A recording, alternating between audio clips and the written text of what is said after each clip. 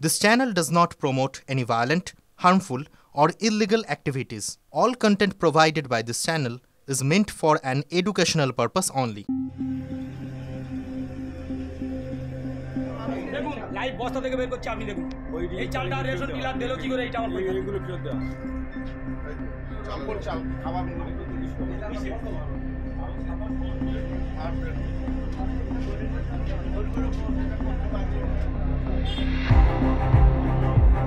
এগুলো গরিবদের খাবে।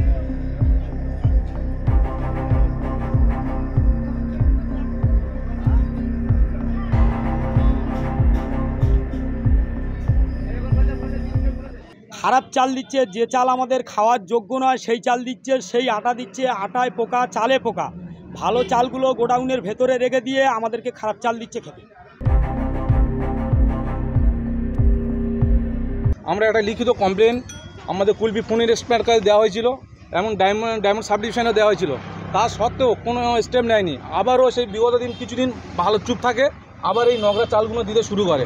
তাই জন্য এলাকার পাবলিকগুলো ক্ষিপ্ত হয়ে ওকে রেশন দেওয়া বন্ধ করে দেওয়া হয়েছে।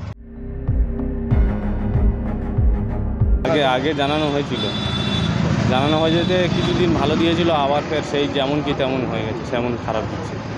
কি চাইছেন আপনারা? আমরা চাইছি যাতে মানুষ খেতে পারে, যাতে মানুষ অচলে চলতে পারে, ভালোভাবে নিতে পারে, ভালোভাবে ভালো জিনিস দিক, ভালো জিনিস খাক, সেটাই চাইছি।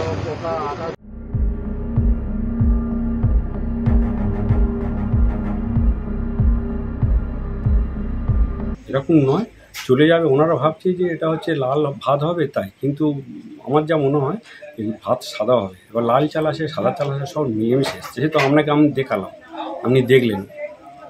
এবার আটা দিচ্ছেন, তাতে পোকা, চালের মধ্যে পোকা। এবার রেশন থাকলে শুনে পোকা, বা পোকা, এইসব ঘটনা ঘটে।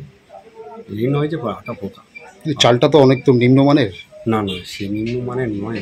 এরকমটা কেন হচ্ছে?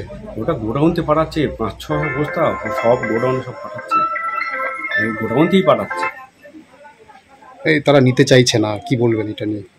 এটা না, আমার ওদেরকে বলেছি যে আপনারা রিপোর্ট করুন, তারা চেঞ্জ করে দেবে। আমার কোনো সমস্যা নেই, যেভাবে দেবে সেভাবে আমরা মাল দেবো, কোনো সমস্যা নেই। এখানে আপনার কোনো ভূমিকা নেই? না, আমার এখানে কোনো ভূমিকা।